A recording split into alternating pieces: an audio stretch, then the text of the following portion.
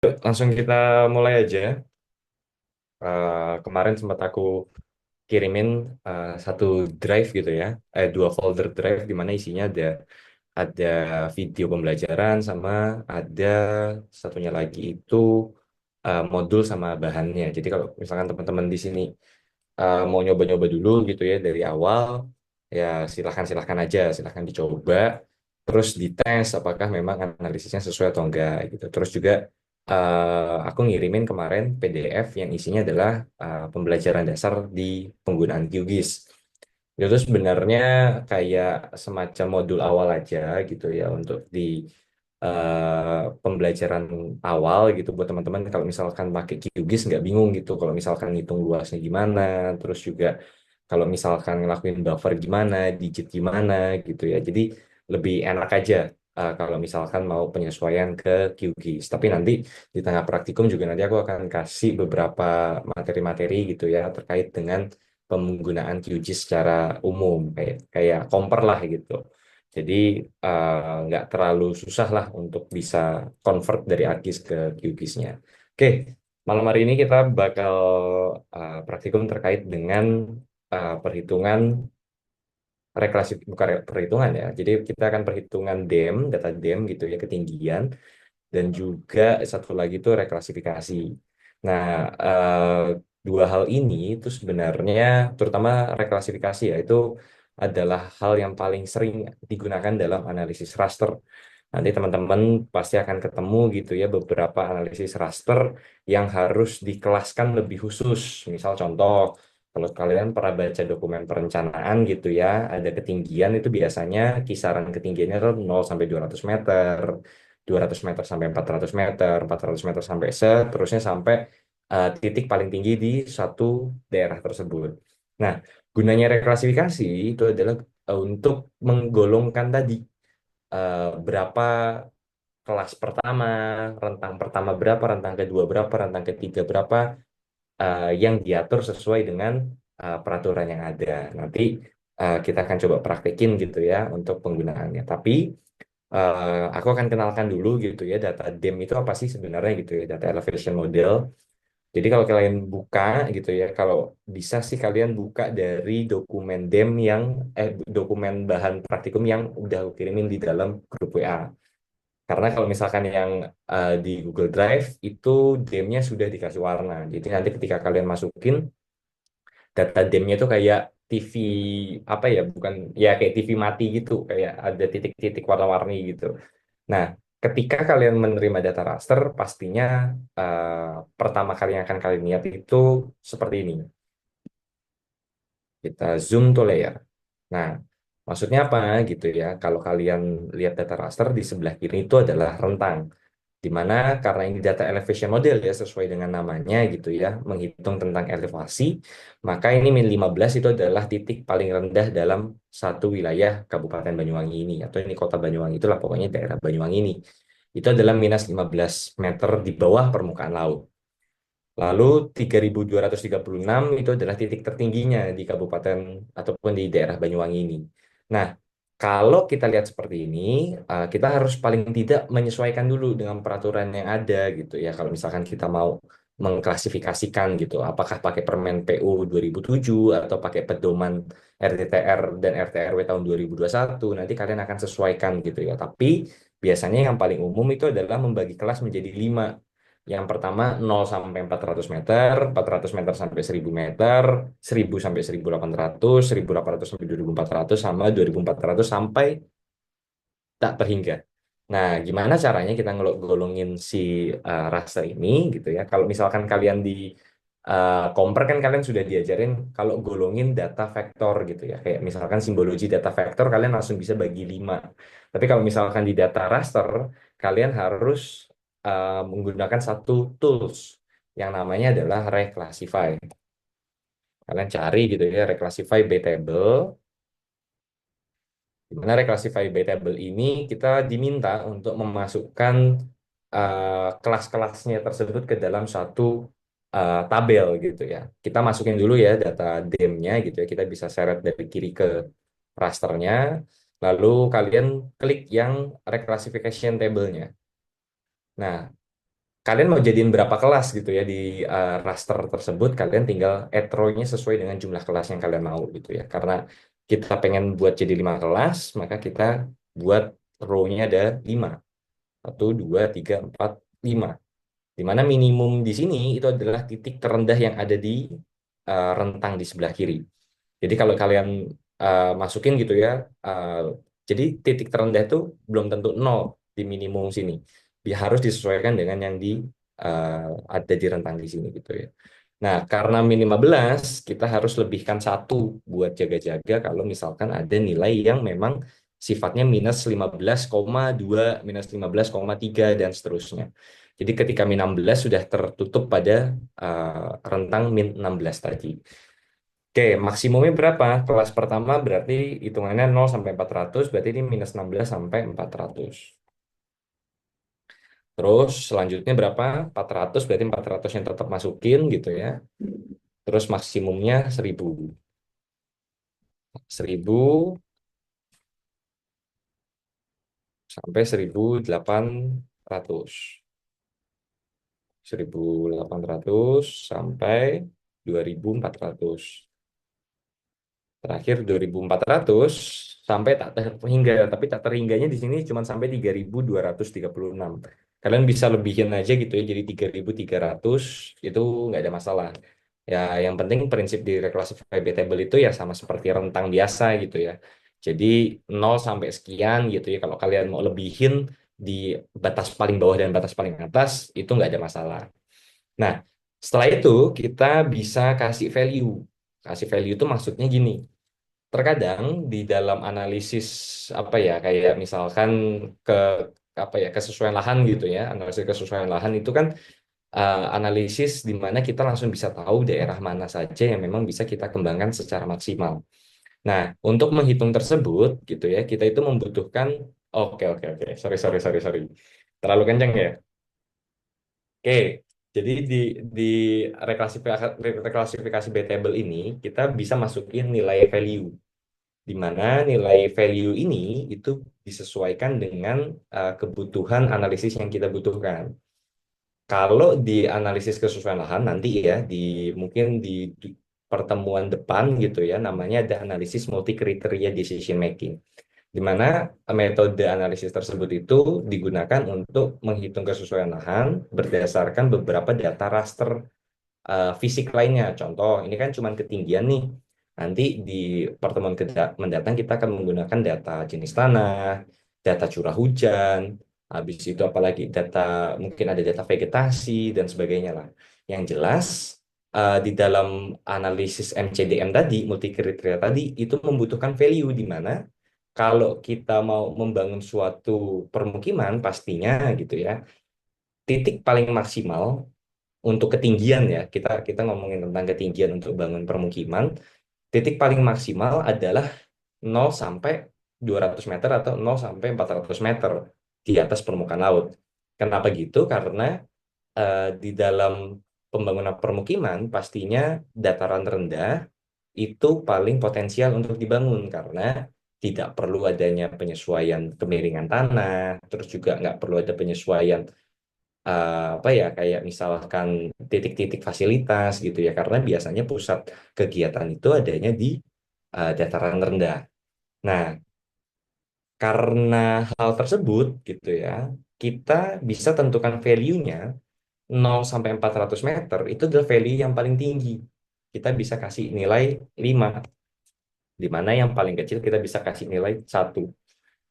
Secara teoritis gitu ya, kenapa kita kasih nilai value 1 di eh, apa wilayah yang 2400 sampai 3300, karena ketika misalkan kita mau membangun sesuatu di ketinggian sampai 3300 kan pastinya penyesuaiannya juga akan susah, jauh dari kegiatan dan sebagainya gitu ya.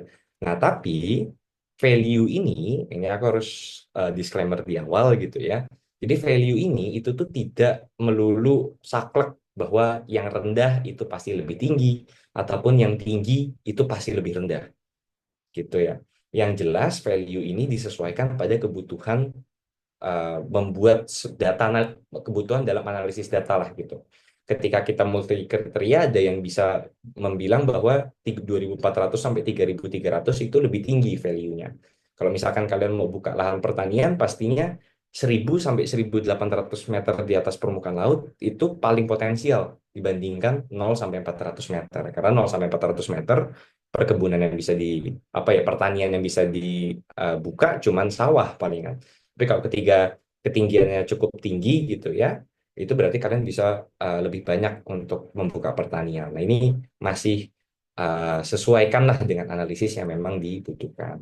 Sisanya kalian tinggal sesuaikan saja. 5 4 3 2 1 gitu. Nah, kalian tinggal klik OK gitu ya. Ketika kalian sudah masukin semua ini, kalian tinggal klik OK. Lalu kalian nggak usah buka advance parameternya gitu ya, biarkan saja seperti ini. Lalu kalian bisa save atau kalau misalkan kalian pengen lihat hasilnya, kalian bisa langsung temporary file aja.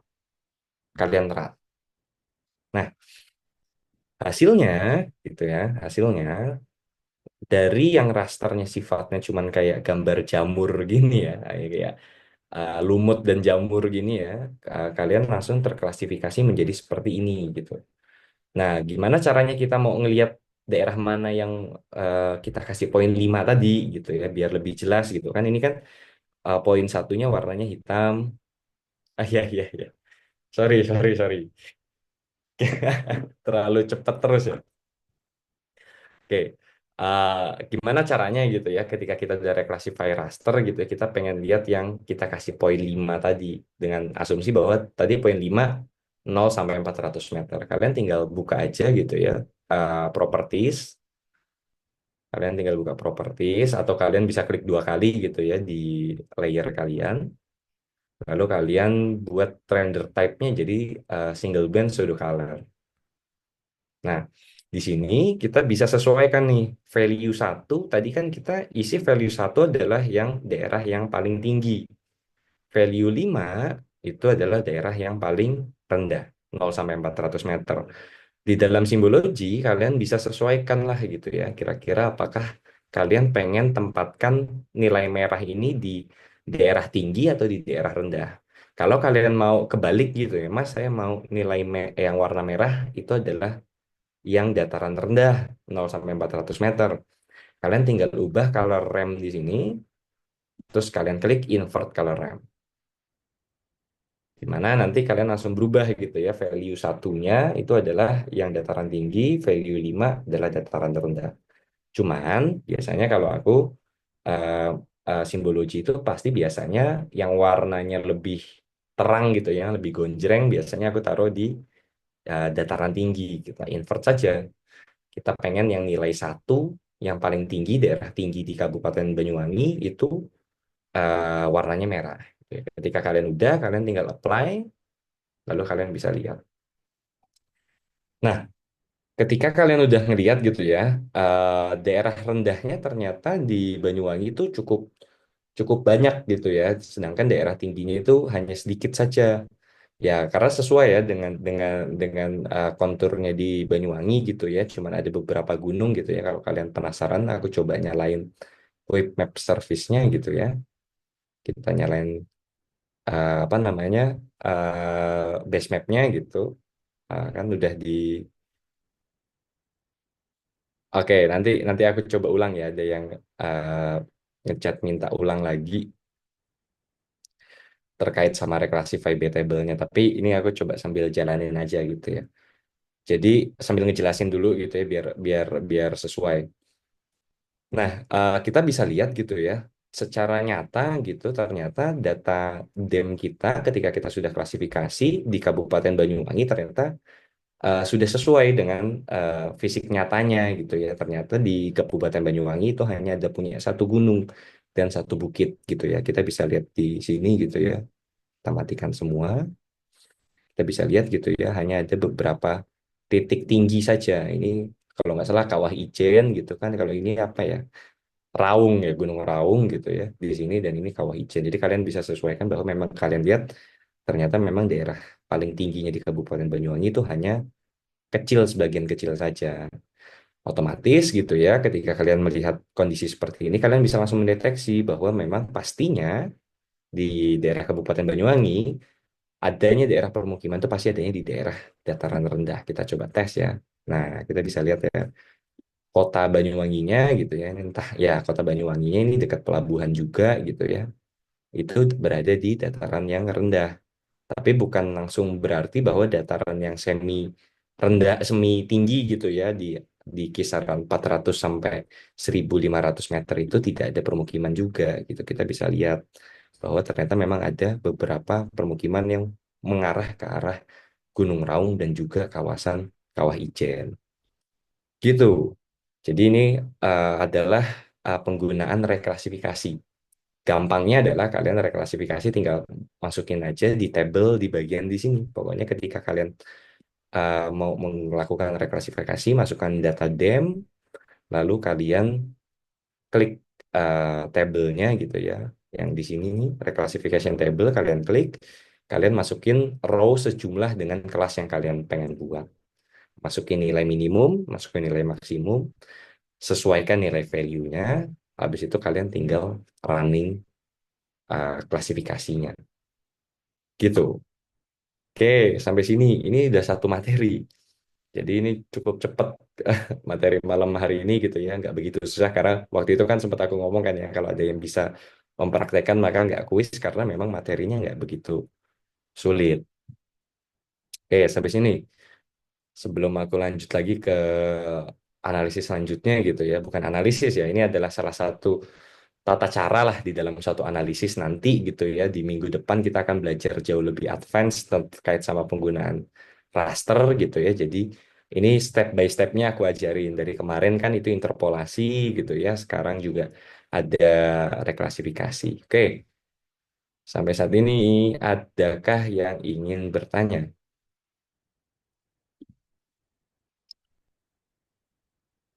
Go. Ini maaf ya kalau misalkan ada yang agak cepet gitu ya.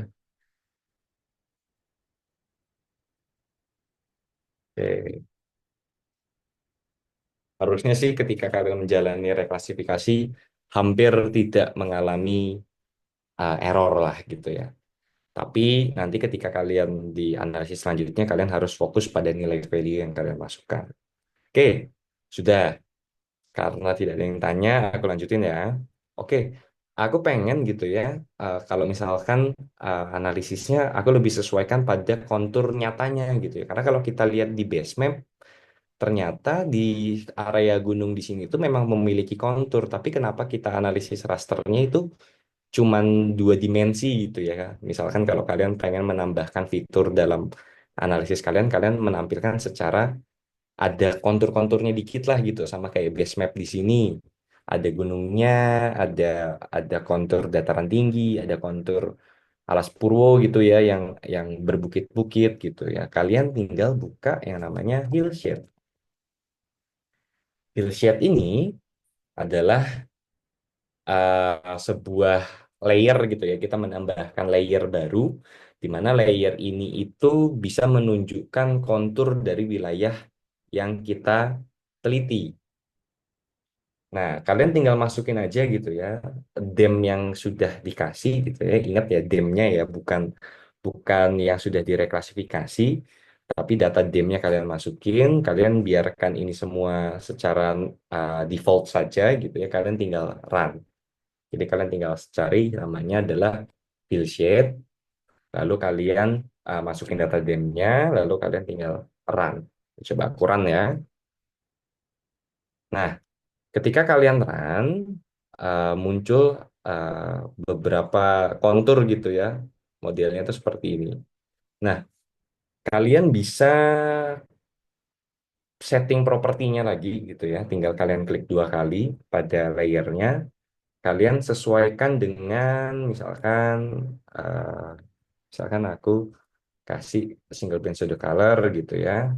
Terus aku pengen daerahnya sebentar. Strength, color range. Oke, bentar. Strength,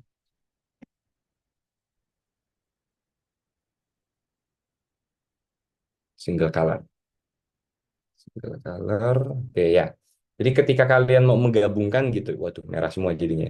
Ketika kalian mau menggabungkan antara reclassify yang sudah kalian lakukan dengan kontur ini gitu ya, supaya kelihatan lebih cantik secara penampilan peta raster kalian, kalian bisa atur di properti, lalu kalian ubah gitu ya di render type-nya dari yang multi band color jadi hillshade. Misalnya hillshade.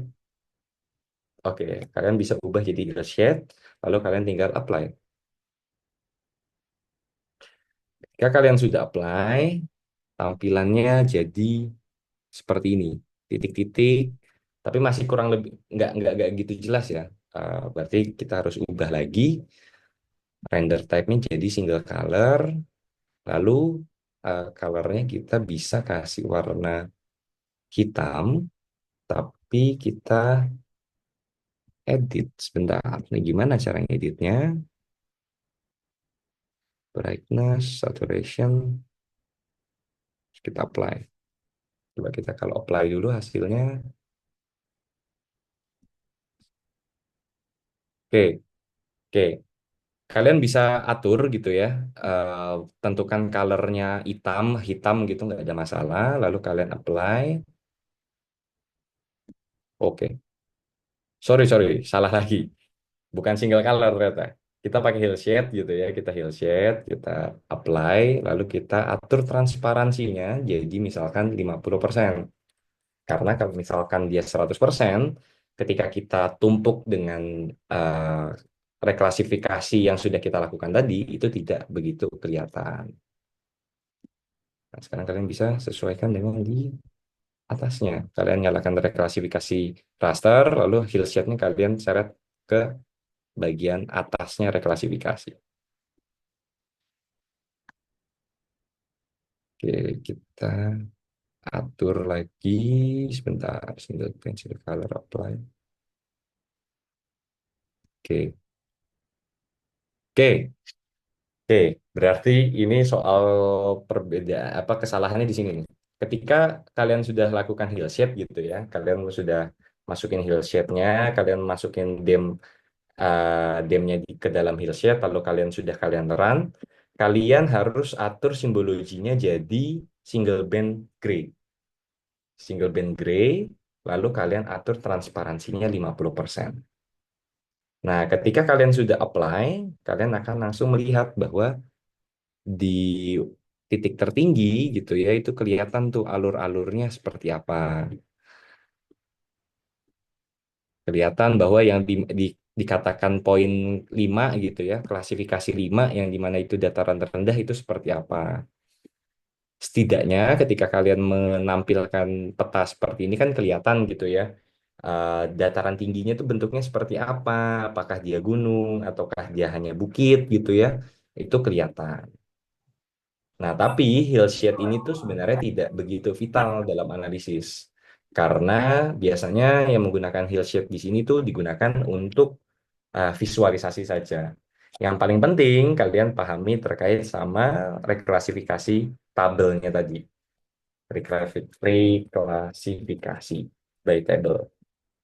Ini, ini adalah hal yang paling penting untuk kalian lakukan. Oke, sampai sini. Ada yang ingin ditanyakan?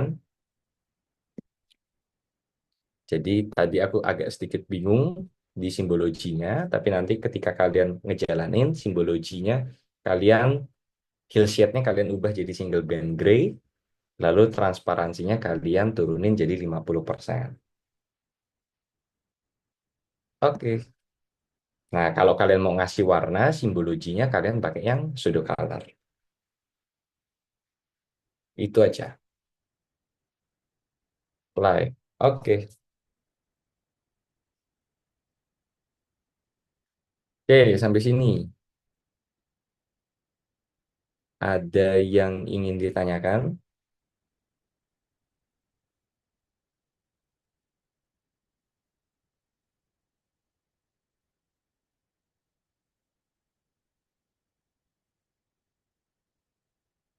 Oke, kalau gitu aku lanjut lagi ya.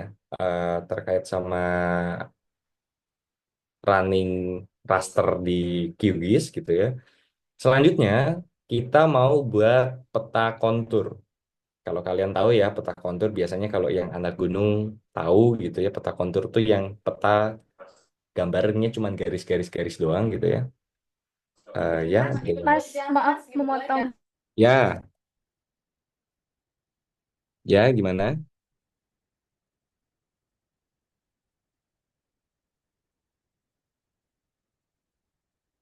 Ya, nggak kedengeran nih suaranya.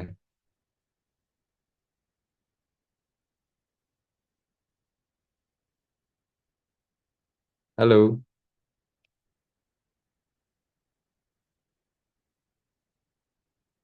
Oke, kalau misalkan kalian nggak ini bisa lewat chat ya. Mas, maaf mau tanya. Mm-mm. Mana? Tadi yang cara nemuin base mapnya itu gimana, Mas? Nah, oke. Oh iya, aku belum ngajarin ya. Ketika kalian buka web, kalian Quick Map Service sudah ada kah?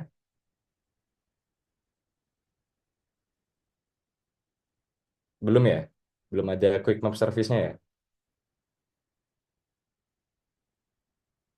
Oke. Kalau kalian belum ada, kalian tinggal buka plugin. Oke, sebentar. Belum, Mas. Oke. Kalau gitu kalian tinggal buka plugin, lalu kalian manage and install plugin. Kalian tunggu ya, karena ini membutuhkan internet. Nah, ketika kalian udah ketemu kayak gini gitu ya tampilannya, kalian tinggal klik, tinggal search gitu ya, Quick Map Service. Quick Map Service. Nah, ketika kalian sudah menemukan, tinggal di install plugin di pojok kanan.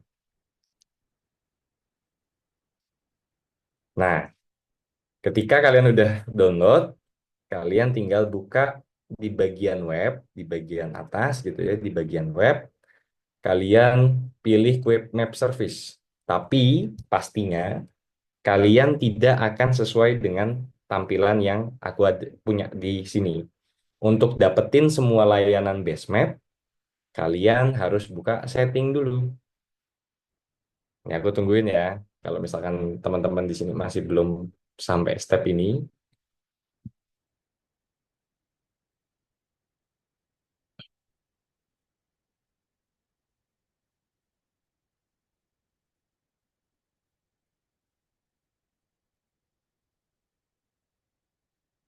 nah, ketika kalian udah gitu ya, ketika kalian udah download pluginnya, kalian buka di web, buka Quick Web Service, kalian pilih setting dulu. Kalian pilih setting, lalu kalian buka More Service, lalu Get Contribute Pack. Kalian klik, lalu nanti kalian save, terus kalian buka lagi webnya tadi. Ini Get Contribute Pack, kalian save gitu ya. Kalian buka lagi webnya, kalian akan dapat semua tampilan ini. Jadi nanti kalian bisa ubah nih dari base mapnya Google, misalkan satelit, ada yang Google Hybrid. Google Hybrid ini setauku gimana coba kita lihat ya. Google Hybrid tuh dia ada apa namanya? Ada simbologinya. Terus kalian misalkan mau nambahin Quick Map Service lagi, kalian tambahin misalkan Google Road, dia cuma nunjukin jalan. Terus kalau kalian misalkan tambahin lagi apa gitu ya buat base mapnya, misalkan Google Traffic gitu. Nah, Google Traffic itu menampilkan daerah tersebut tuh macet apa enggak ya. Dan ini sifatnya real time. Jadi ini datanya akan sama seperti data yang ada di dalam Google Maps.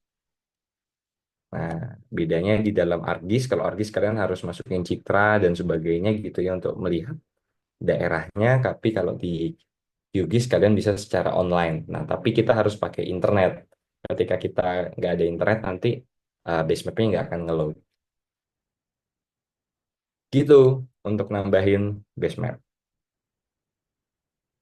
Ada yang bermasalah dalam menambahkan base map?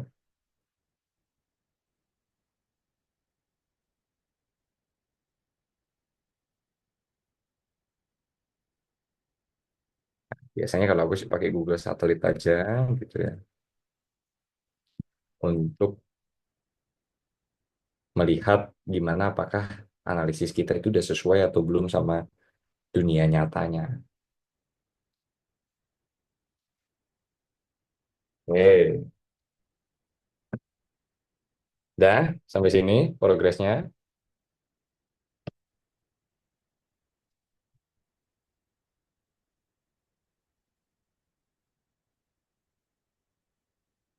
Oke, kalau udah gitu ya, aku lanjutin gitu ya. Nah, sekarang kita mau buat namanya peta kontur. Jadi data DEM ini gitu ya, data data elevation modeling itu sangat banyak produk-produk yang kita bisa buat dari data DEM. Salah satunya tadi ya, klasifikasi yang sudah ditentukan gitu ya, ketinggiannya berapa, rendahnya berapa. Dan selanjutnya ada data peta kontur. Peta kontur itu biasa kalau yang pernah naik gunung, biasanya gitu ya, di beberapa gunung yang pernah aku coba kunjungi itu dia ngasih peta yang cuman isinya garis-garis. Nah, tapi dari garis-garis tersebut itu tuh kita bisa interpretasi bahwa memang garis-garis tersebut itu menandakan terjalnya suatu apa ya, permukaan. Apakah dia eh, jurang ataukah dia tanjakan, itu bisa kita lihat dengan peta kontur. Misal ya, aku tunjukin deh contohnya peta kontur. Kita search di Google peta kontur. Nah, interpretasinya kan enak gitu ya. Kalau misalkan di beberapa gunung gitu ya. Misalkan contoh rute pendakian itu yang ada angkanya ini. Karena kenapa? Karena ini merupakan jarak yang paling jauh, tapi jarak apa? Tapi secara kontur dia landai. Jadi untuk dinaikin sama orang gitu ya, dilewati sama orang itu tidak terlalu membebani. Nah, berbeda dengan daerah yang di utara gitu ya. Daerah utara, daerahnya memang cepat gitu ya sampai puncak gitu ya, tapi dia punya tingkat terjal yang luar biasa. Jadi mungkin nggak bisa dicapai oleh manusia gitu ya, harus pakai tali dan harus misalkan pakai tools-tools tertentu untuk mencapai puncaknya. Nah, karena itu kita bisa lihat di daerah Kabupaten Banyuwangi. Kita bisa buat juga peta seperti itu. Nah, kita tinggal search di toolbox gitu ya, namanya kontur.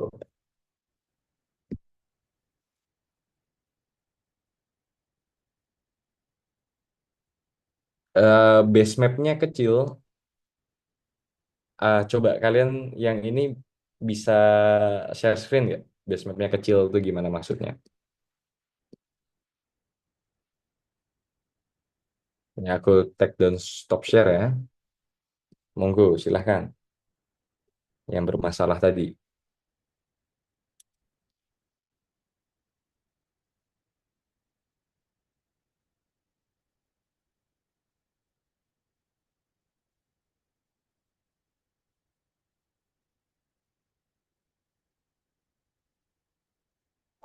Sebentar, Mas.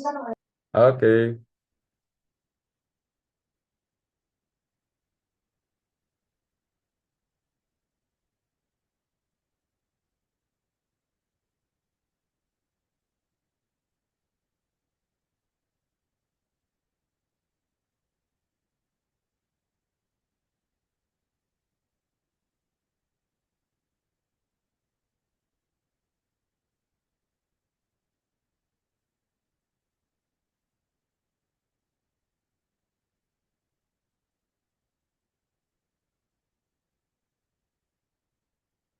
Wah, share screen. Share screen, di share screen. Bukan direkam nih, mohon maaf nih. Di share screen, di share screen. Nih, aku kasih izinnya nih. Mas, kalau saya fotoin aja gimana? Apa? Kenapa? Gimana, gimana?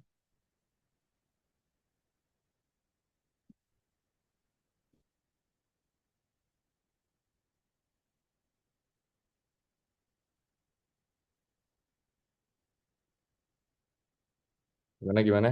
Untuk yang teman-teman yang lain deh. Kalau misalkan mau share screen yang base mapnya kenapa kecil, silakan.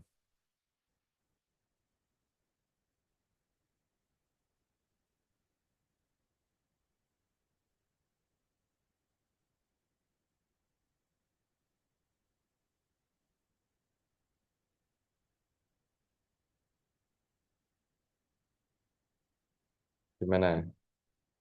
Waduh. Itu udah ada di Komes. Oh, ya ngerti. Oke, sebentar. Ini aku coba balikin lagi. Aku share screen lagi ya.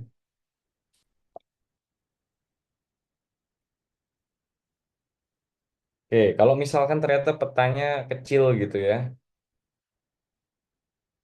kalian bisa sesuaikan yang ada di pojok kanan bawah. Kalian sama nggak nih? EPSG 4326. Apa beda? Yang di pojok kanan bawah nih. Pojok kanan bawah itu ada EPSG 4326. Itu mengartikan bahwa CRS yang kita pakai itu adalah WGS 84. Un- karena kenapa petanya kecil tadi gitu ya? Karena data kalian itu yang di DEM ini dia tidak punya CRS. Kita buka information, CRS kita itu sebentar kita cari ya. CRS-nya WGS 84. Nah, untuk Jawa Timur dan sekitarnya gitu ya, sama kayak di Komper, kalian harus ubah dulu menjadi EPSG-nya jadi WGS 8449S. Caranya, kalian tinggal reproject layer. Oh, sorry, bukan reproject layer. Kalau untuk raster, yang kalian gunakan adalah warp reproject. Ada ya tulisnya ya. Kalian buka warp reproject, lalu kalian input data DEM kalian, lalu kalian ubah targetnya jadi 49S.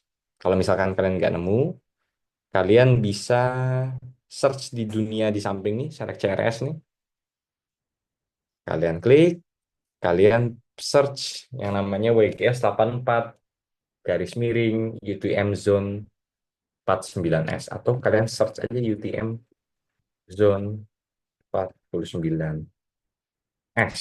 Kalian search nih di bagian bawah situ tuh.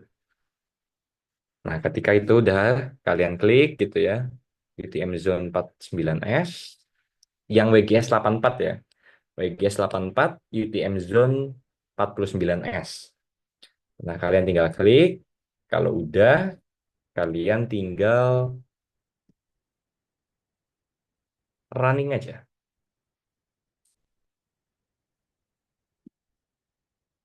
Jika kalian udah running, data kalian akan sesuai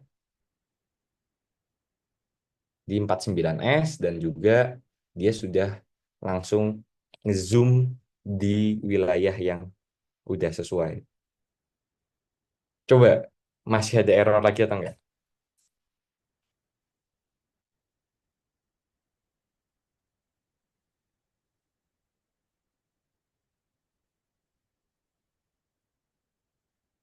Masih error enggak? Mas, maaf mau nanya. Tadi yang diganti tuh yang di sort CRS-nya atau target CRS-nya? Targetnya aja. Oke, makasih Mas. Source-nya kosongin. Source-nya kosongin.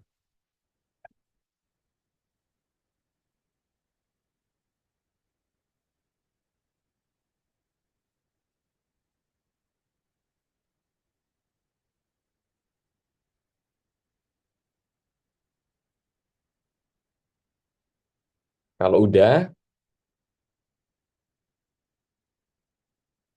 kalian bisa langsung zoom to layer gitu ya. Zoom to layer tuh, zoom to layer si reprojected-nya. Kalian zoom to layer, seharusnya sudah langsung sesuai di tempatnya.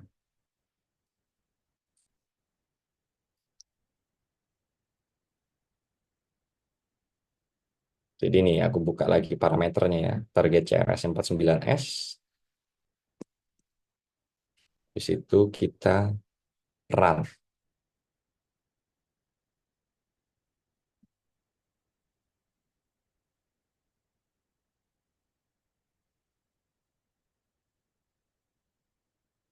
gitu. Ada udah? Apa masih dunianya masih kecil? Dunianya, iya iya peta dunianya masih kecil.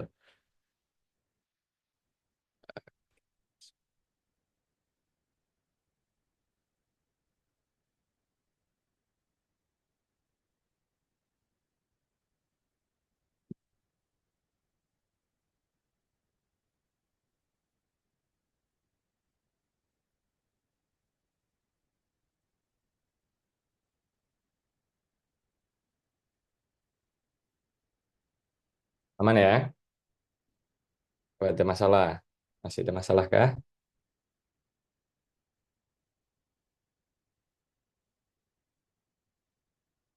Oke, aku anggap udah aman lah ya. Nah, ini kita lanjutin nih. Oke, soal yang peta kontur tadi gitu ya, kita tinggal buat langsung search di sini gitu ya. Toolbox-nya kita cari yang namanya kontur. CONTOUR. Kontur. Kalian tinggal buka. Ini kecolongan. Udah ada konturnya. Nah, ketika kalian buka kontur di yang GDAL ya, GDAL kontur, lalu kalian masukin data DEM-nya kalian. Atau kalau misalkan tadi yang udah di reproject gitu ya, kalian bisa masukin data reprojected kalian supaya langsung hasilnya juga 49S gitu ya. Data reprojected kalian masukin, interval between contour line itu artinya adalah, tunjukin dulu gambar sebelumnya, sebentar, kontur, peta kontur. Nah, kontur line itu maksudnya adalah dia akan membuat garis setiap berapa meter ketinggian sekali. Contoh, ini tuh berapa ini? Ini itu 10 tuh. Ini dari 10, 20, 30, 40, 50, 60, 70, 80, dan seterusnya. Kalau kita buka lukis lagi, interval between contour line itu adalah dia membuat satu garis setiap ketinggian 10 meter sekali. 0 meter, 10 meter, berapa lagi? 20 meter, 30 meter, sampai yang paling tinggi. Nah, tergantung kebutuhannya kalian. Kalau kalian pengen nunjukin konturnya 10 meter, ya dia akan pasti punya banyak garis dan prosesnya juga akan lebih lama. Tapi kalau misalkan kalian buat misalkan berapa ya? Aku cuma buat 50 meter sekali. Nah, dia akan pasti hasilnya garisnya juga akan lebih sedikit dan prosesnya juga lebih cepat. Nanti sesuaikan dengan kebutuhannya itu seperti apa. Nah, ketika udah, kalian tinggal running aja. Udah sesuai ya parameternya ya. Gue tinggal running, dia proses. Oke, jika udah diproses, kalian bisa lihat bahwa konturnya ada garis-garis baru gitu ya. Nah, kalau kalian pengen visualisasinya lebih mudah gitu ya untuk diamati, kalian tinggal buka properties lagi, tinggal klik kanan, kalian buka properties, terus kalian buka simbologi. Karena analisis kontur tadi itu adalah poligon gitu ya, walaupun inputnya raster, hasilnya akan poligon atau hasilnya vektor, data vektor gitu. Nah, karena hasilnya data vektor, kalian bisa ubah pewarnaannya gitu ya dari single symbol jadi categorize, lalu kalian masukin elef. Nah, itu ada elef. Elef tuh arti elevation. Kalian masukin elevation, lalu kalian classify. Dia akan muncul semua nilai value gitu ya, dari 0 sampai paling tinggi 3200. Nah, karena kita pengen pewarnaannya sama kayak tadi gitu ya, uh, pewarnaannya sama kayak reklasifikasi raster, kalian ubah simbol tadi gitu ya, di klik kanan nih ada yang tombol ke bawah, kalian ubah, sorry, sorry, bukan itu. Color remnya kalian ubah, yang color rem, habis itu kalian pilih, biasanya kalau aku bisa pakai spektral. Nah, spektral menunjukkan bahwa yang warna merah itu 0 mdpl. Sedangkan yang warna terang, warna biru, dia 3.200. Aku pengen balik aja supaya kelihatan yang merah itu adalah yang paling tinggi. Itu. Kalau mau warna merah yang paling tinggi, kalian tinggal klik lagi yang bawah. Habis itu kalian invert color ramp. Setelah itu kalian apply. Dah, sampai sini proses aman atau enggak?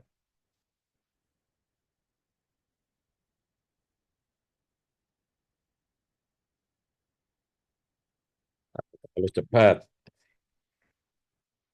Udah, kayaknya terlalu cepat ya. Capek ya, ngingetin terlalu cepat, terlalu cepat.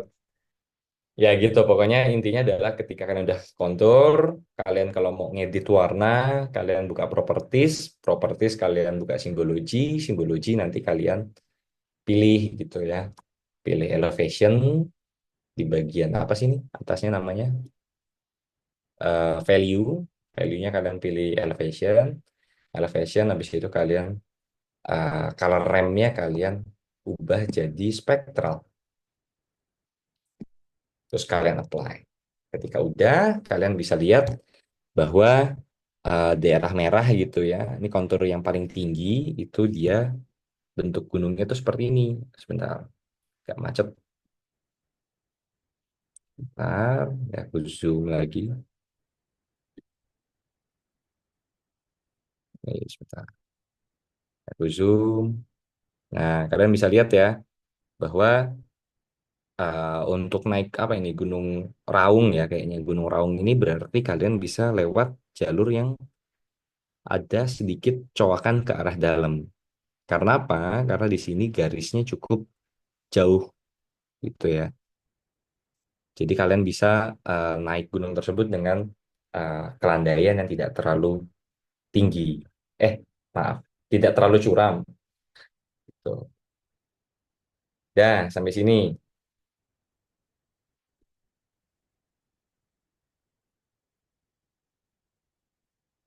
Apakah ada yang ingin ditanyakan?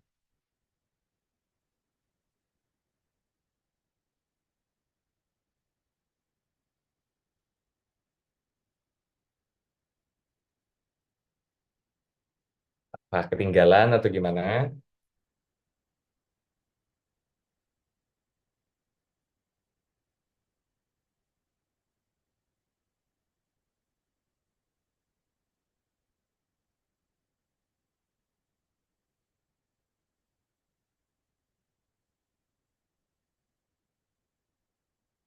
Oke, karena nggak ada reaksi ya, aku coba lanjut lagi gitu ya. Ini tadi kontur udah. Sekarang kita dari data DEM ini, kita pengen menghitung slope. Jadi kita sudah dapat berapa visualisasi nih. Kita udah dapat hillshade gitu ya. Kita bisa lihat gitu. Kalau kalian gabungkan, sebentar, zoomnya agak susah.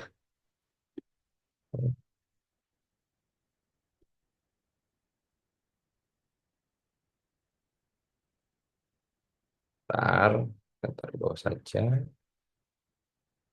Kita bisa lihat di sini gitu ya. Kita bisa sesuaikan dengan data hillshade kita, daerah mana yang uh, berbukit dan sebagainya. Habis itu kita udah dapat data kontur, habis itu kita sudah reklasifikasi. Selanjutnya kita hitung data slope, slope atau kelerengan. Kita buka aja di dalam toolbox, namanya adalah slope, tapi slope yang GDAL kalian bukanya. Slope GDAL kalian buka, lalu kalian lihat nih di sini nih. Kalian input layernya kalian buka DEM.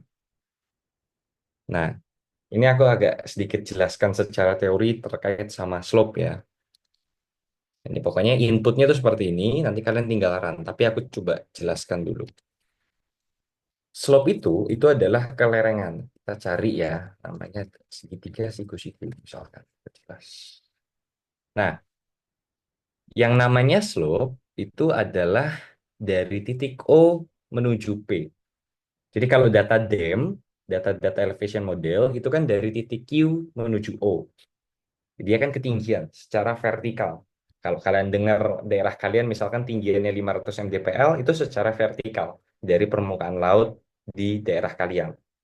Nah, tapi kalau slope kita pengen lihat kelerengannya itu seberapa besar. Yang dimaksud adalah O ke P di sini itu dibandingkan pada garis datar, dia itu elevasinya seberapa tinggi. Ya, jadi hitungannya adalah derajat di antara titik P di sini. Jadi semakin tinggi gitu ya, 90 derajat berarti dia memang sudah benar-benar tegak lurus. Nah, terus kalau misalkan 45 derajat, berarti dia bentuknya yang seperti ini gitu ya, sempurna gitu, siku-siku. Nah, itu yang biasanya disebut sebagai kelerengan. Nah, kita pengen hitung berapa derajat dari kelerengan yang ada di Kabupaten Banyuwangi.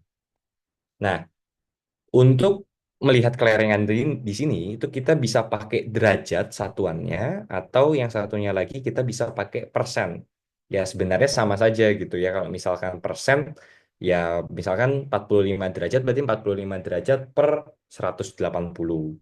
Lalu kalau misalkan pakai derajat gitu ya, ya sudah berarti dia hanya menunjukkan sampai slope tertentu. Yang jelas dia itu satunya 0 sampai 180. Seingatku sih 0 sampai 180 derajat. Nanti kita coba lihat hasilnya juga ya.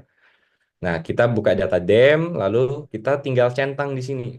Kalau kita centang, itu kita minta hasilnya berupa persen, bukan degree. Tapi kalau kita nggak centang, kita visualisasinya secara derajat, gitu ya. Kita coba jalanin dua-duanya ya. Yang pertama kita centang dulu. Oh ya, lupa input layernya kalian ubah yang reprojected supaya pas di 49S. Nah, kita centang gitu ya, kita pengen lihat berapa persen kemiringan dari wilayah tersebut, kita run.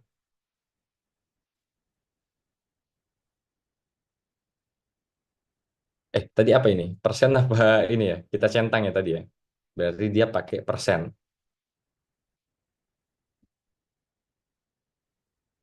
Sebentar, kita coba ulangin. Tadi aku lupa, ini pakai apa? Reprojected, terus kita centang, kita run. Sama nggak hasilnya? Sama. Berarti ini adalah pakai persen. Remove. Slope persen, terus kita jalanin lagi ya untuk yang tidak pakai centang. Dem, sorry, di projected. Terus kita tidak pakai centang. 64. Yang satunya lagi kita pakai centang. Projected. Terus kita pakai centang.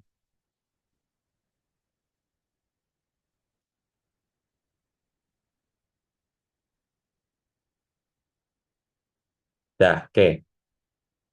Kita bisa lihat value-nya gitu ya. Yang degree, dia itu bisa sampai 200% degree-nya gitu ya.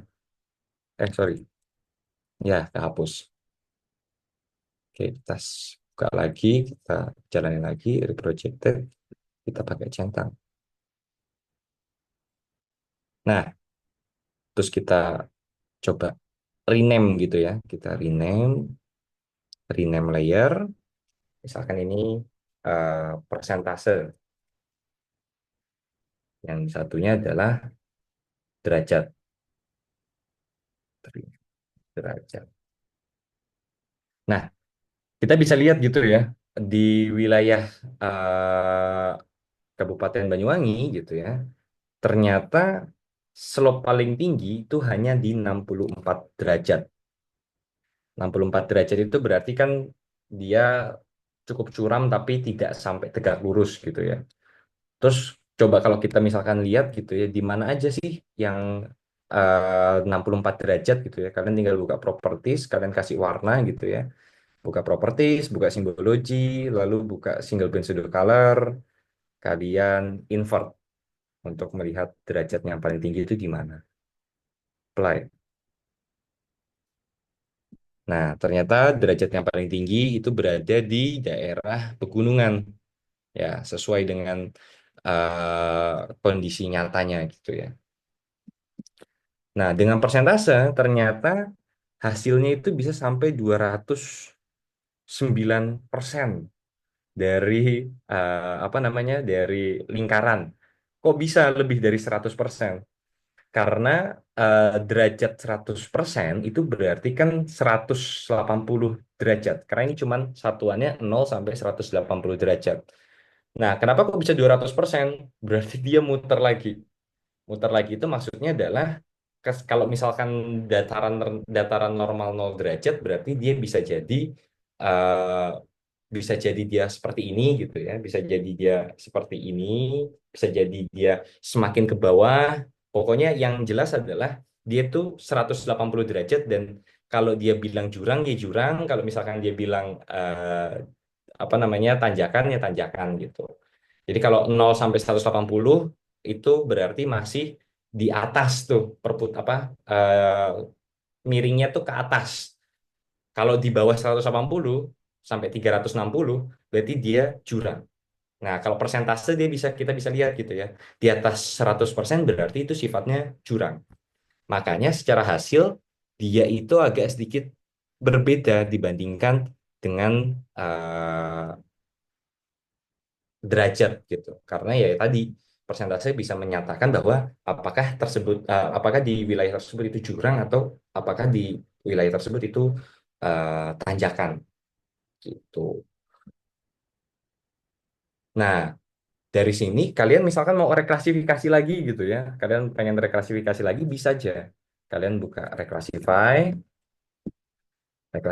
by table, kalian masukin misalkan aku mau yang derajat nih. Mau yang derajat, kalian reklasifikasi, kalian add row sampai misalkan 5 kelas gitu ya. Setauku secara standar PU dia minimumnya 0%, untuk kelas pertama, terus 2%, 2%, 15%, sorry, 2%, 8%, 8%, 15%, 15, 45, 45, sampai 90. Terus kita kasih value juga gitu ya. Aku pengen bangun perumahan gitu ya. Jadi value-nya 5, 4, 3, 2, 1. Ya, untuk meng-reclass lagi derajat tadi ya. Derajat dari slope yang kita punya. Ketika udah gitu ya. 540, 54321 tadi. Terus kita oke. Kalau udah, kita tinggal run.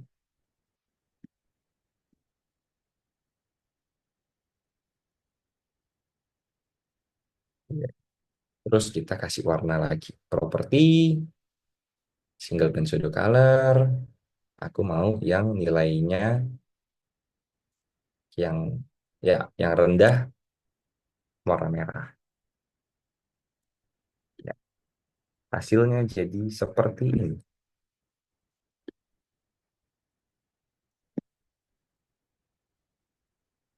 Hasilnya jadi seperti ini. Jadi kelihatan gitu ya, yang warna merah itu benar-benar dia ada di daerah pegunungan. Tuh. Oke, sampai sini. Ada yang ingin ditanyakan?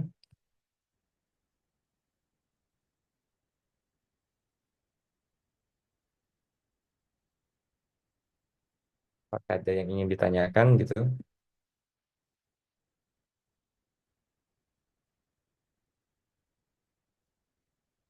Oke, gitu ya. Jadi reclassify, terus kalian masukin add row-nya dari nilai 0, 2, 2, 8, 8, 15, 15, 45, 45, 90. Kalian kasih value 5, 4, 3, 2, 1.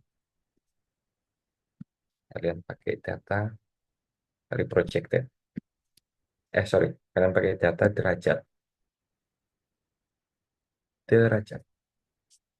Nah, ya, ya kira dia menampilkan hasil seperti ini ketika dikasih warna.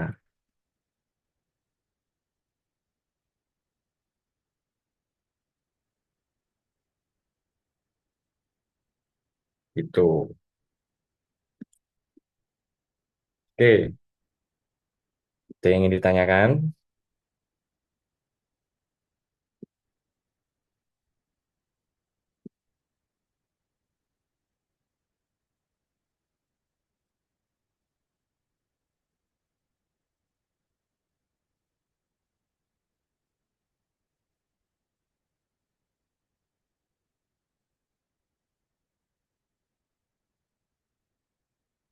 Oke, ada yang nanya ini, Mas, ini punya saya nilai derajat kemiringannya beda dari yang punya Mas. Apakah efek belum diri project? Itu ya, karena memang reproject itu mempengaruhi dari nilai raster yang kita punya. Nah, ketika kalian belum reproject, bisa jadi dia bisa lebih kecil ataupun bisa jadi dia lebih besar. Gitu. Karena WGS 84 gitu ya. Karena kan data aslinya yang kita punya nih, data DEM di sini, dia WGS 84 ya. WGS 84 itu satuannya bukan meter, tapi satuannya adalah degree, derajat. Jadi ketika kalian ubah jadi 49S, UTM Zone 49S, dia langsung satuannya berubah jadi meter. Nah, ini kita lihat ya. Kalau data DEM-nya itu 3236, terus kita bisa lihat yang misal data reproject-nya itu paling tingginya 2912. Jelas ya perbedaannya 3200 ke 2900. Itu yang membedakan.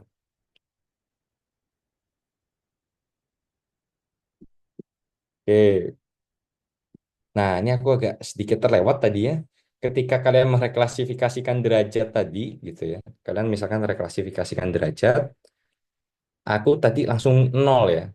Nah, kalian jangan lupa lebihin satu atau dua nominal dari nilai minimum. Jadi minus satu gitu ya. Maksimumnya berapa tadi? Minimumnya dua, dua, maksimumnya delapan, delapan. Nah, apa 8 berapa? 15, 15, 45, 45, 90-nya aku lebihin satu lagi, 91.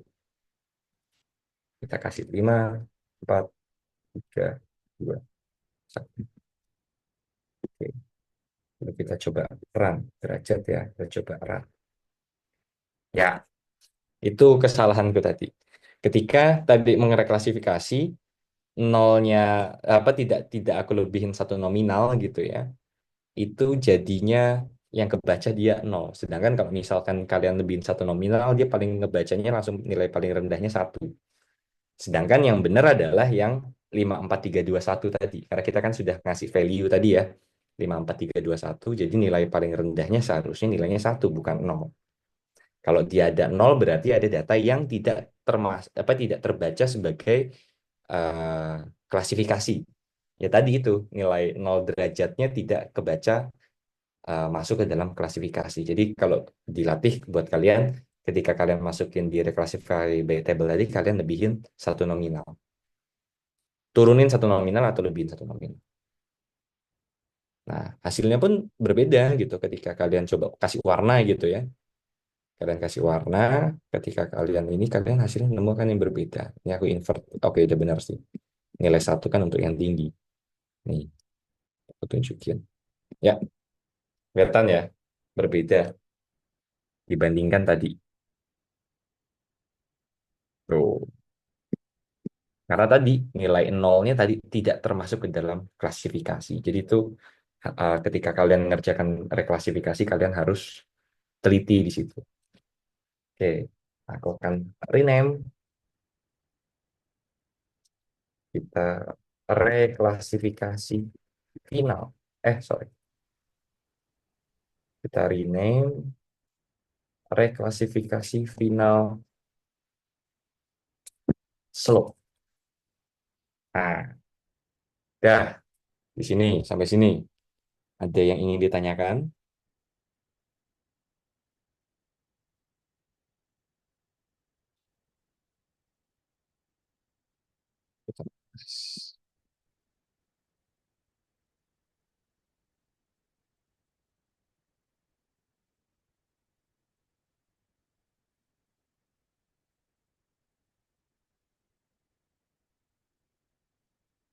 Gimana tuh munculnya gini itu gimana? Monggo. Kalau ada yang ingin bertanya, aku stop share dulu nih, biar gampang. Oke. Wah, putih semua ya. Oke, coba kamu bisa share nggak? Share screen, share screen. Kamu bisa share screen. Oke, oke, aku stop share dulu ya. Stop share, terus aku share screen.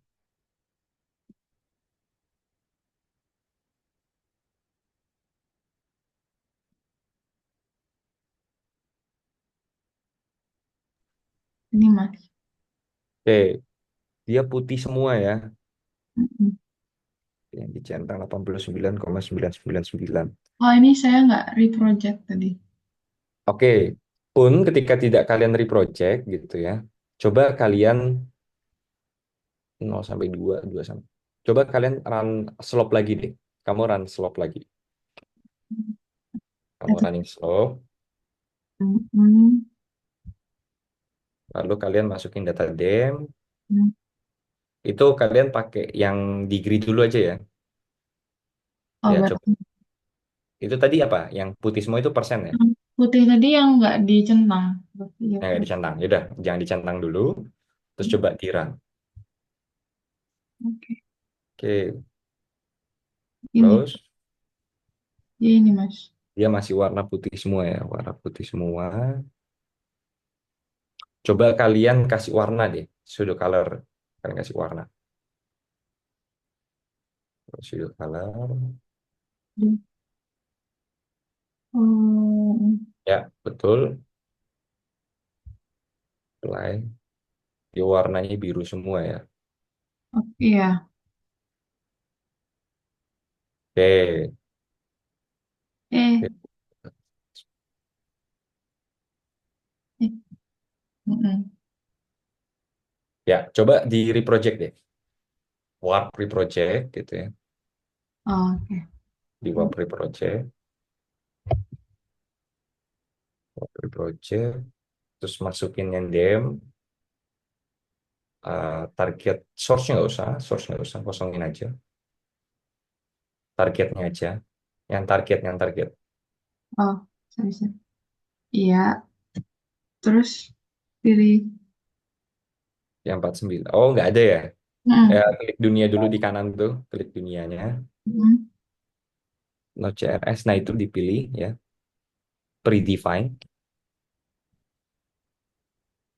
Terus dicari UTM zone 49S.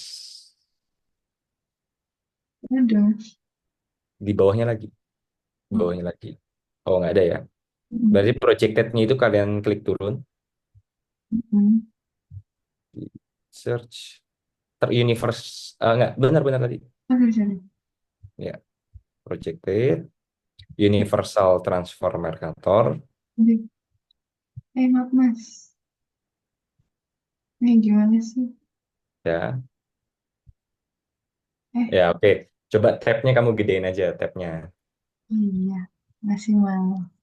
Nah, itu. Terus di search gitu ya.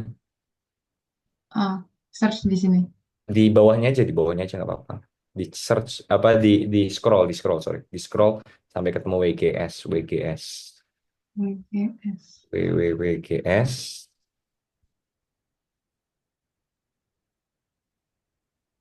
search WGS. Mm-mm. Oh banyak ya memang ya. Oh, iya nih. Ini WGS 84, yang 84 Oke. masih 72, masih 72. WGS 84, UTM Zone 49S. Nah, Ini run atau gimana, Mas? udah diklik 2 kali Oke. udah. Habis itu di run aja. Oh, Oh. di back aja nggak apa-apa, di back dulu. Takutnya ada ya ya ya sudah, ya udah di run. Nah, sekarang coba di analisis slope yang dia L, masukin area projected, terus jam centang. Yang nggak centang kan, Mas? Ya ya, yang nggak centang. Ya, coba dilihat lagi close Oh iya, udah bisa. dan hasilnya benar. Ya, karena Oke, tadi karena WGS 84 dia satuannya memang degree bukan meter. Jadi ya itu yang paling membuat masalah. Dah, ada lagi yang ingin coba dikonsultasikan gitu.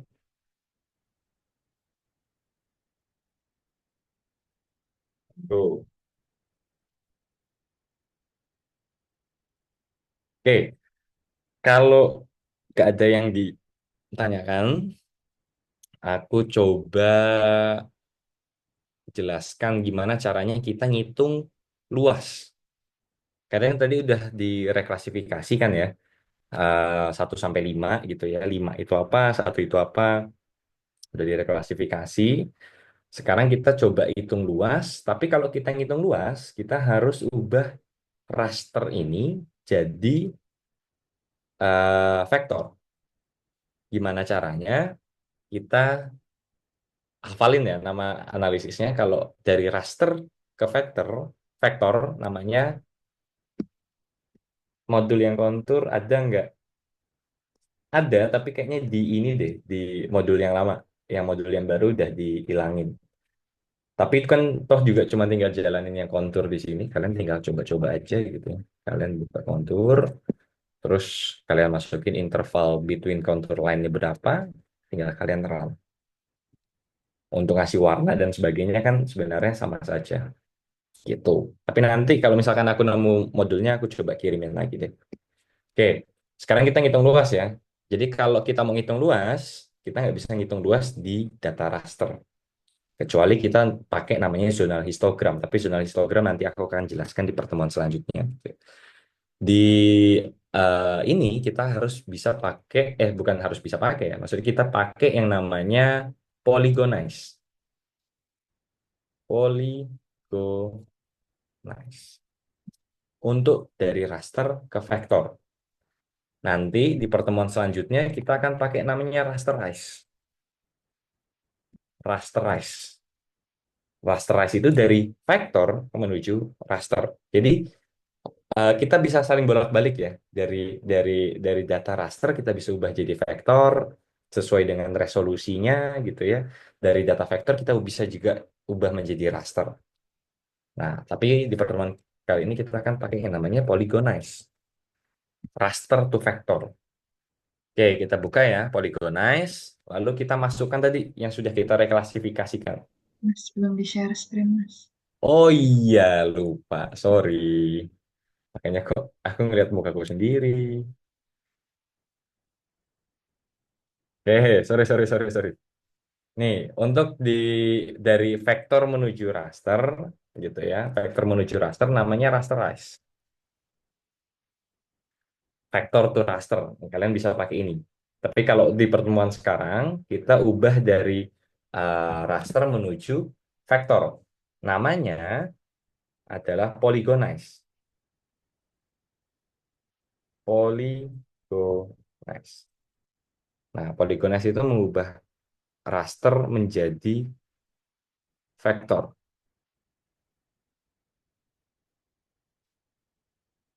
Nah, ketika kalian buka gitu ya, kita pakai polygonize ya. Jadi kita ngubah dari raster menuju vektor karena kita mau ngitung luasnya. Kita masukin yang sudah direklasifikasi tadi gitu ya, yang slope gitu ya. Kalau misalkan kalian tadi belum ngejalanin reklasifikasi yang di slope, silahkan dijalani gitu ya. kalian masukin reklasifikasi final slope gitu ya, terus kalian tinggal run aja. Kalian tinggal run, dia proses,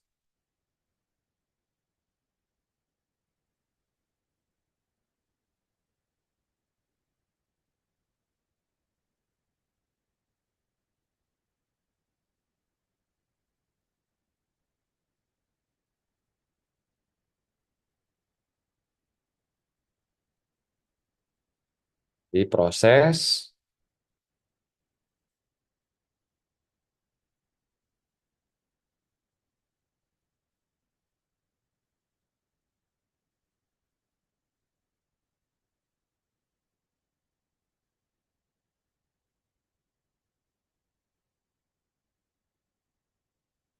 Kita tunggu.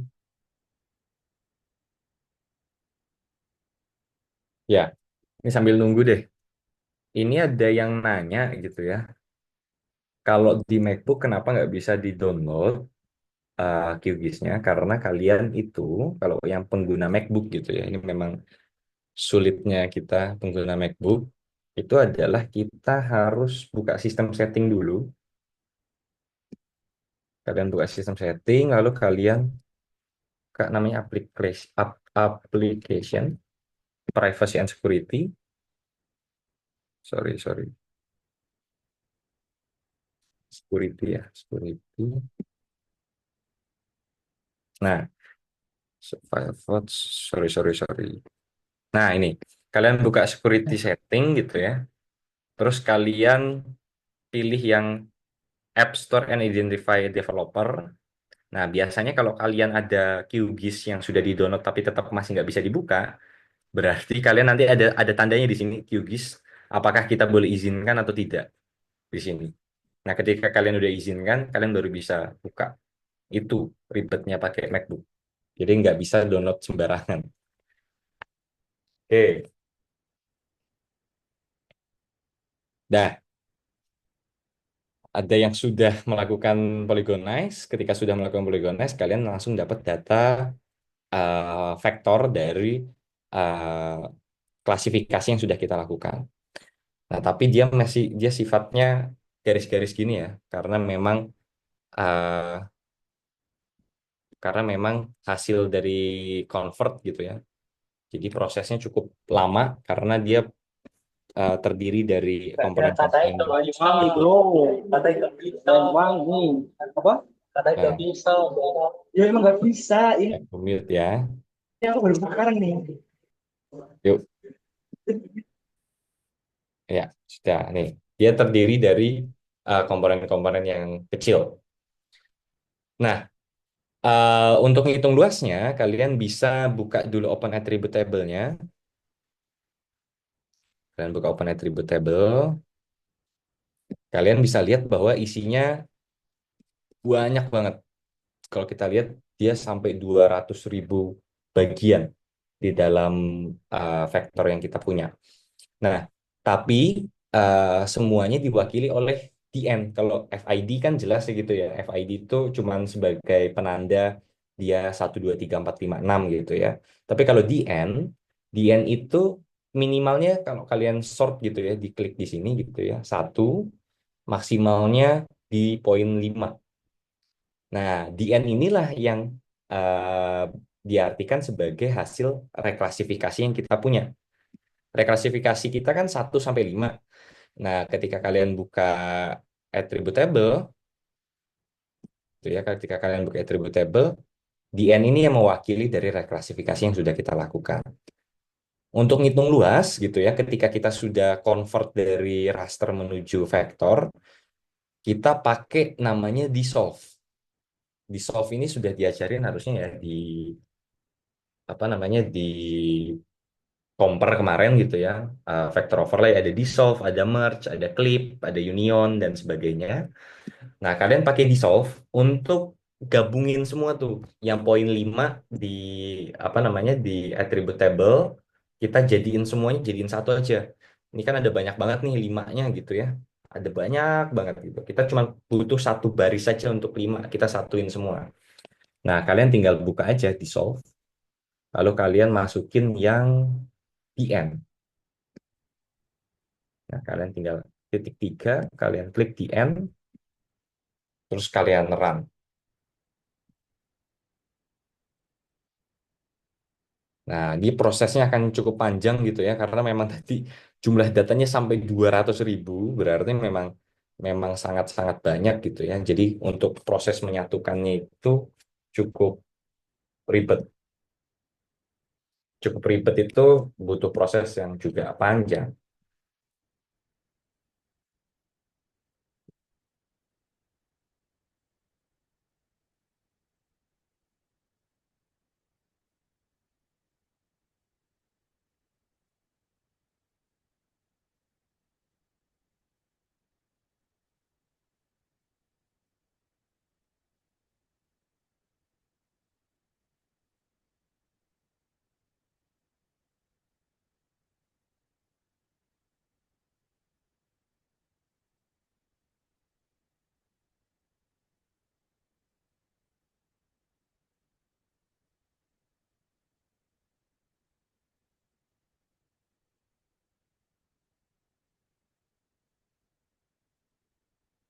Ya, cukup lama ya untuk prosesnya. Tapi intinya adalah aku cuma pengen ngasih tahu aja gitu ya. Untuk ngitung luas gitu ya. Ini kita close aja, jangan di cancel ya. Dia biarin proses gitu ya. Kita close saja. Untuk ngitung luas di atribut table kita gitu ya. Itu kalian harus nyalain pensil gitu ya. Untuk nyalain pensil. Lalu kalian klik yang namanya ini nih. Open Field Calculator. Open Field Calculator. Kita klik. Lalu kita create new. Create new kita kasih luas misalkan. Kita kasih field name-nya adalah luas. Lalu kita klik dolar area. Kita ketik aja. Dolar area. Dolar area. Terus kita bagi dengan 10.000. Ini kalau misalkan kalian sudah reproject ya. Karena kalau kalian nggak reproject, maka nanti perhitungan luasnya juga akan susah karena satuannya degree tadi. Nah, kalau kalian udah pakai reproject gitu ya, sudah di reproject, satuannya adalah meter. Kita akan coba hitung menjadi hektar gitu misalkan. Kita bagi 10.000. Garis miring 10.000.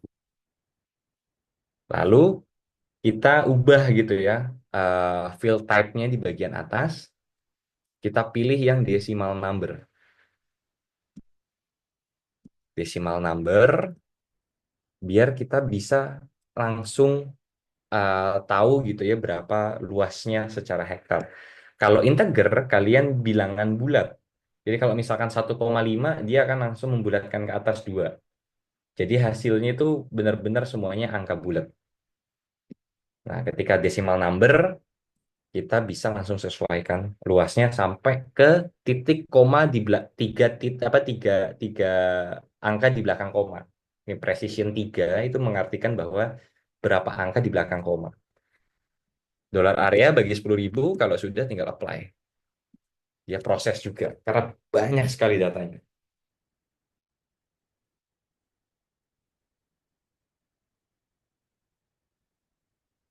Untuk tutorial yang perhitungan luas ini itu ada di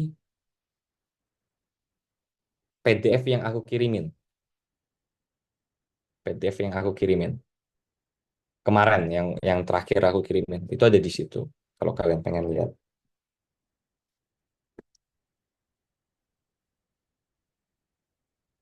Betul. Ketika kalian udah hitung gitu ya, dolar area, kalian akan langsung keluar hasilnya seperti ini. 0,09, 0,18, 0,09.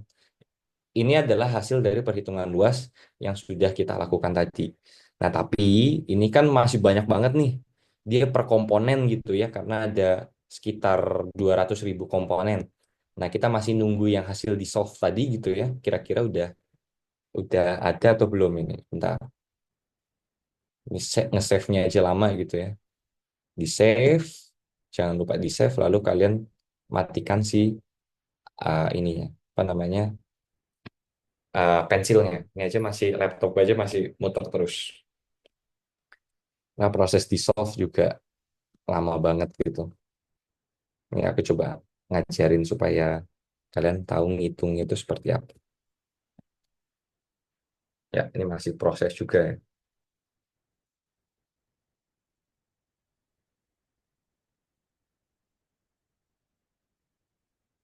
Ya, ngehang ya laptopnya ya langsung ya. Jadi coba ditunggu. Oke, sampai sini karena kita nunggu proses gitu ya. Kira-kira dari teman-teman apakah ada yang mau ditanyakan? Ya, nah, sudah ke save, sudah ke save. Kalian tinggal matikan pensilnya. Nah, tapi di sini dia juga masih proses. Ini memang karena wilayahnya terlalu luas ya. Ini di solve proses di solve-nya aja masih 60% dari tadi. Belum selesai-selesai. Oke, dari teman-teman di sini, apakah ada yang mengalami kesulitan?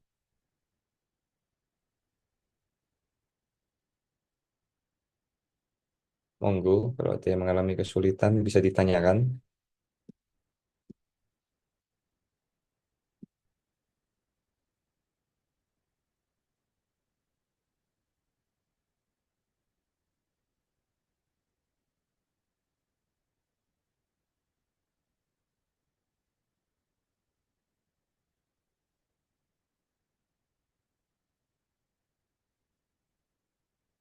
Oke, si proses terus ya. 60% belum selesai-selesai.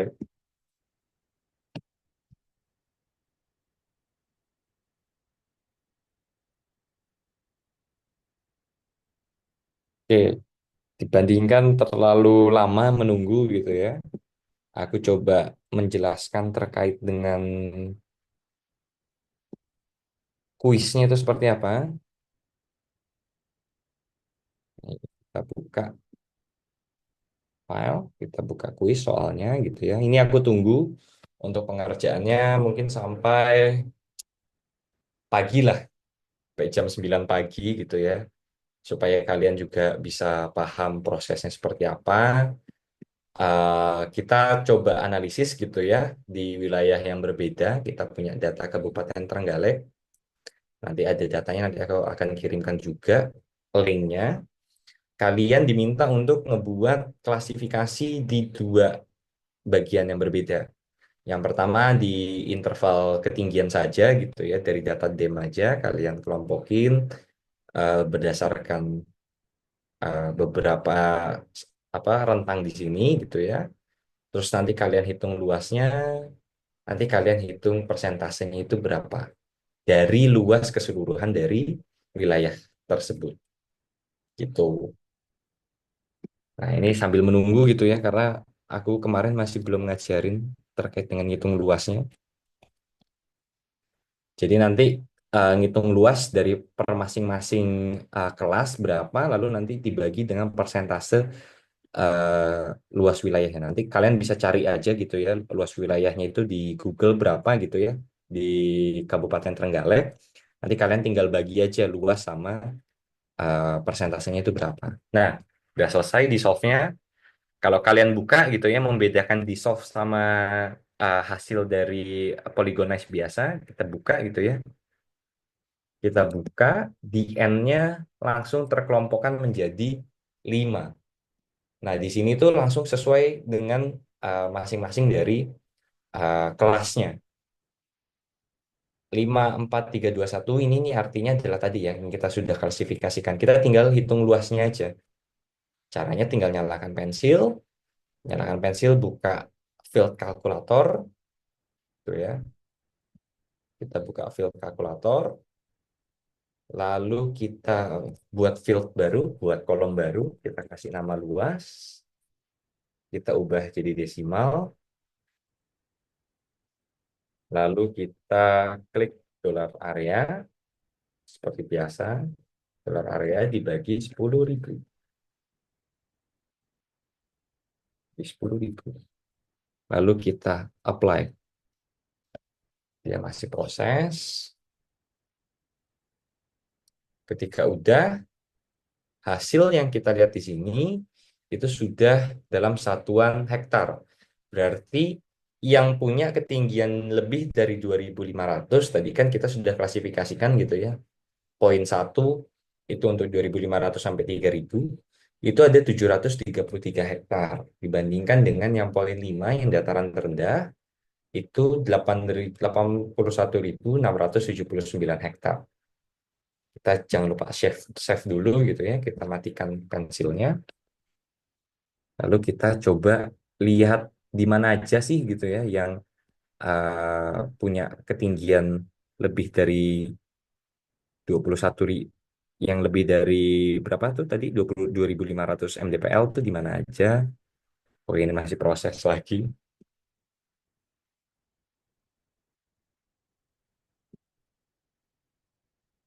Ya. Nah, itu yang muncul ya kuning-kuning daerah mana aja yang di bawah 200 meter, sorry, di bawah 400 meter, di mana aja. Nah, selanjutnya gitu ya, kalau kalian misalkan ngelihat di sini, kok ada item-itemnya gitu ya, nggak bersih gitu ya. Caranya adalah kalian tinggal buka properties, lalu simple fill-nya kalian klik di simbology, lalu kalian stroke style-nya jangan dikasih solid line, tapi dikasih no line. Lalu kalian apply.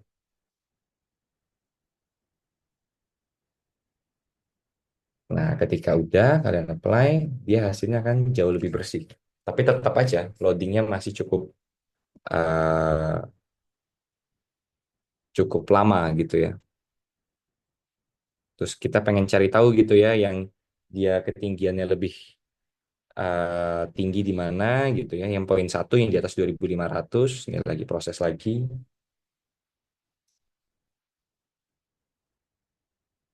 Nah, dia prosesnya cukup lama ya, karena wilayahnya juga luas.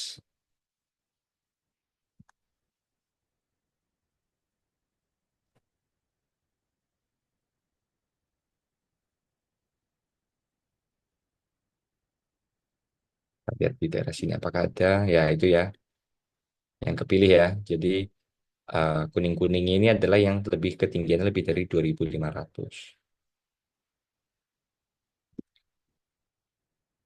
Nah, untuk nggak untuk melepaskan selected ini kalian tinggal klik ini aja di select all feature atau klik di atas di sini di select all feature. Klik. Sudah itu. Jadi gitu ya. Nanti kalian tinggal lakukan saja analisisnya. Kira-kira yang sesuai dengan interval dari MDPL-nya itu berapa luasnya, persentasenya berapa, terus untuk yang slope berapa. Lalu jangan lupa kalian interpretasikan hasilnya gitu ya sesuai dengan kata-kata kalian gitu. Kira-kira dijabarkan aja lah dari hasil tabel kah atau dari hasil peta. Kalian bisa dijabarkan gitu ya. Oke, sampai sini. Apakah ada yang ingin ditanyakan?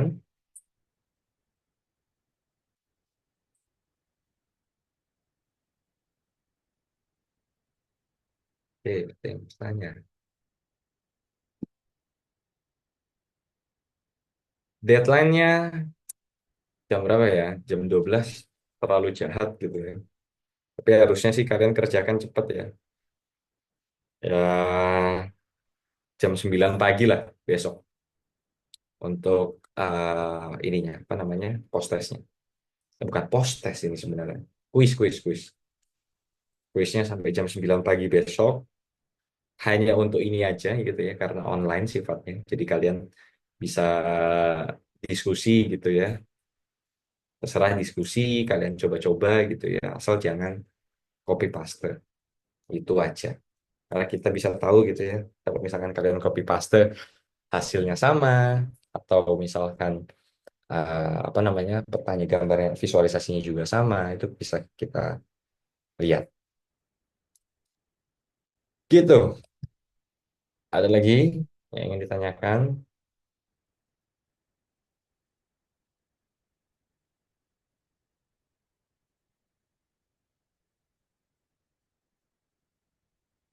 Jadi kita malam ini belajar lumayan banyak ya. Tapi nggak sempet kalau aku tambahin satu materi lagi, raster kalkulator, nanti aja di minggu depan gitu ya. Biar pertanyaannya juga, kuisnya bisa offline juga.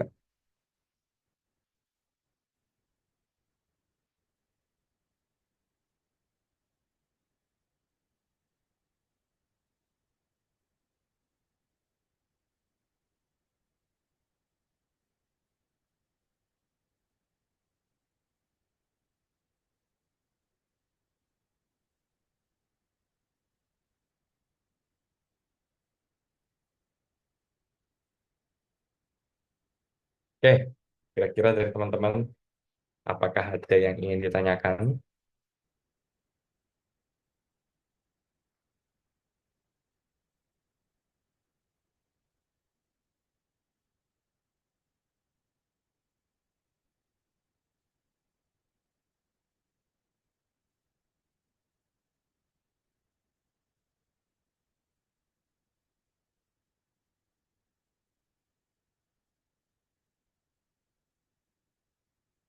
Oke,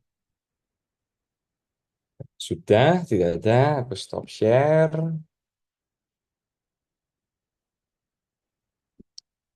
Stop share. Udah, terus aku coba kirimkan ya filenya. Spek kelas D, dan kuisnya,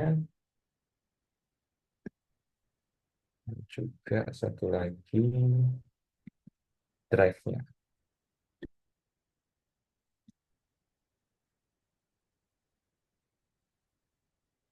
Oke, udah. Terus buat absen, aku coba screenshot namanya aja, tapi biar aku coba proses.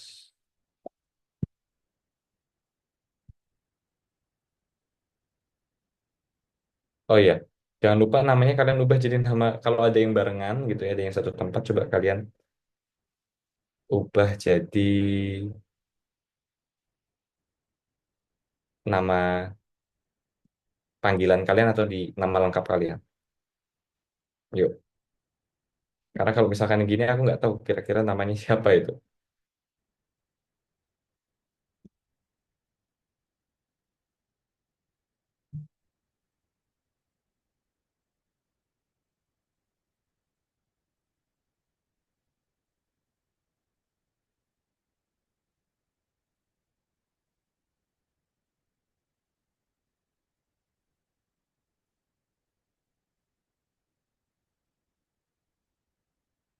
Oke, aku screenshot ya, besar namanya.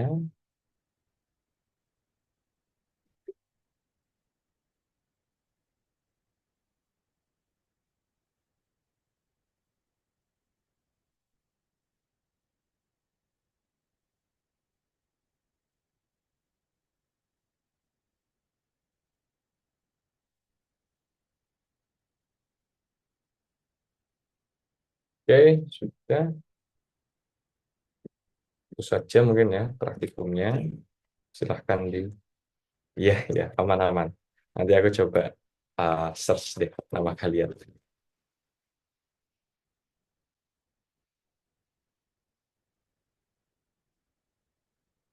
Oke, dah, oke, itu aja ya. Oke, siap bertemu di hari apa Rabu ya minggu depan offline gitu ya. Nanti kita lanjutkan di raster kalkulator. Itu aja mungkin ya. Eh, kita tutup praktikum malam hari ini cukup lama nih hampir